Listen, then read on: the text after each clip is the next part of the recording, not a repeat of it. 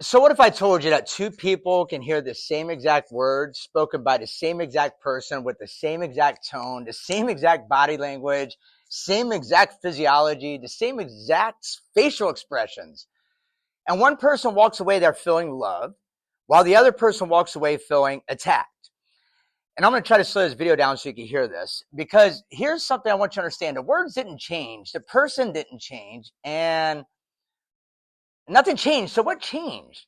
Today, I want to share one of the most powerful psychological principles I've ever learned, because understanding this can completely change your relationships moving forward. It could change your leadership. It could change your parenting and the way you communicate for the rest of your entire life. Did you know that wisdom comes with incredible blessings? Two people can be given the same exact opportunity, the same amount of resources, the exact same amount of time, but somehow they create two completely different outcomes, not because one had more, but because one understood more. That's the power of wisdom, ladies and gentlemen. Wisdom changes the way you see the world. But here's something that's even more fascinating. Two people can hear the same exact word, right? You got to hear this out, yet assign completely different meanings to them. Why is that? Because we don't simply hear words, we interpret them. So psychology teaches us a few things. It teaches us that the brain isn't like a recording device. It doesn't simply record reality. It filters reality. So every conversation, every facial expression, every tone of voice, every experience, it passes through filters created by your beliefs, your expectations, and your emotions, and your experiences. And yes, sometimes our unresolved pain. That's important to remember, but not always, okay? Sometimes it could be our upbringing. Sometimes it could be our personality, and sometimes it could be our culture. Sometimes it's the relationships we've experienced throughout our lives. If you've been betrayed multiple times, then your brain may become more sensitive to signs of betrayal. If you've been lied to repeatedly, trust may become harder to give. And if you've been abandoned, you may become more alert to anything that feels like rejection.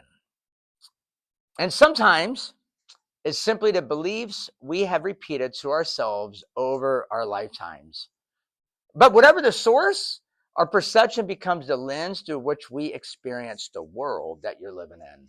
Our brains naturally look for what evidence that supports what we already believe. Psychologists, they call this confirmation bias. If you believe people can't be trusted, your brain notices everything that confirms that belief. If you believe that you're not good enough, your brain often notices criticism faster than encouragement.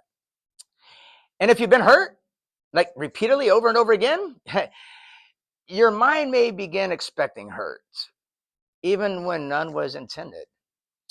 And here's something that's another fascinating thought. Your brain isn't only reacting to the world, okay?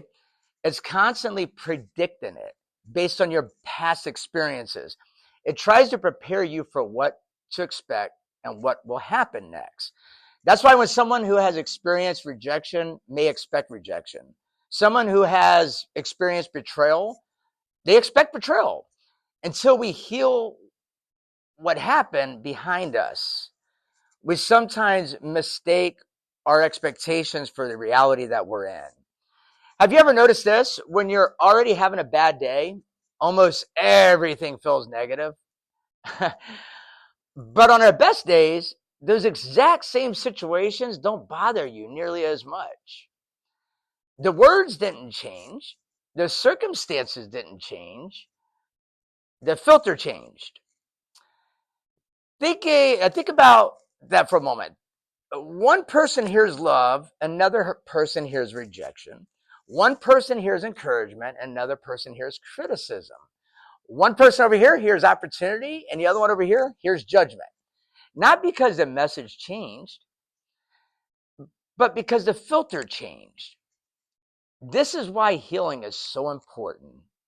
Healing doesn't just change how you feel, it changes how you interpret the world that you're living in. The healthier you become emotionally, the more accurately you can separate what's happening today from what happened yesterday. There's another deep lesson that completely changed my perspective on some things. Intent and impact are not always the same thing. Just because someone had good intentions doesn't always mean that the words landed well. And just because someone felt hurt doesn't automatically mean the other person intended to hurt them. So wisdom helps us separate the intention from perception. And there's also a difference between hearing and listening. And this is really interesting as well. Hearing is automatic. Listening is intentional. Hearing, it uses your ears. Listen requires your mind. It requires your heart. And it requires your willingness to understand before asking to be understood. Now, let me speak directly to every parent, to every single teacher, to every single coach, to every employer, every leader that's out there, every husband, wife, aunt, uncle, brother, sister, everybody, every friend.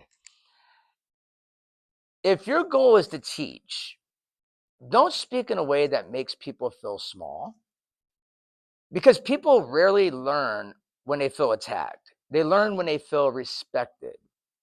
Your tone matters. Your body language matters. And your facial expressions matter tremendously. Your physiology matters. Your smile, everything. Communication isn't just about the words you speak. It's about the meaning the other person receives. So the greatest communicators, they don't simply transfer information, they transfer trust. People may forget your exact words, but they're always going to remember how it made them feel. So before you speak, ask yourself, am I trying to prove that I'm right, or am I trying to help someone grow? Because those are two very different conversations. And the older I got, the more I realized wisdom isn't about having all the answers. Wisdom is realizing every person you meet in your life has a story you'll never fully see. They're carrying victories, they're carrying failures and heartbreak, they're carrying success, fear, they're carrying loss, joy, happiness, sadness, depressions, lessons, and the experiences become the lens through which they see the world that they live in.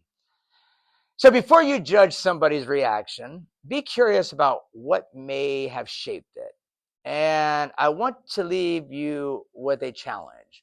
The next time someone's words hurt you, I want you to pause and ask yourself one question. Did they actually say that?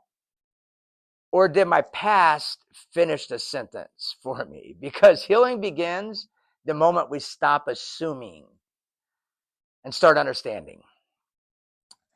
And also remember this, people don't simply react to reality, they react to the meaning that they're given reality. And here's the beautiful part about that meaning can change through wisdom, through healing, and through understanding. Through choosing curiosity over assumption and love over hate. That's how relations become stronger. That's how leaders become better communicators. And that's how parents raise more confident children. That's how marriages become healthier. And that's how friendships become deeper. And that's how we begin changing the world, one conversation at a time. So if this message connected with you, I try to slow down on it so you can understand what I'm saying. But if it connected with you, comment the word wisdom below and tell me one lesson that changed your life forever. I'd love to read it. And if you're ready to grow, then grow with me. Please like, subscribe, comment, follow, and do me a favor. Share this with one person that needs to hear it. Because, see, one video, one voice, one comment, one article, it can absolutely change the direction of somebody's life. I mean, it could be just one conversation, one perspective, and one moment of wisdom. That's all it takes. My name is Shawn Pigg. Thank you for being here with me today, and I'll see you on the next video. Have a great day.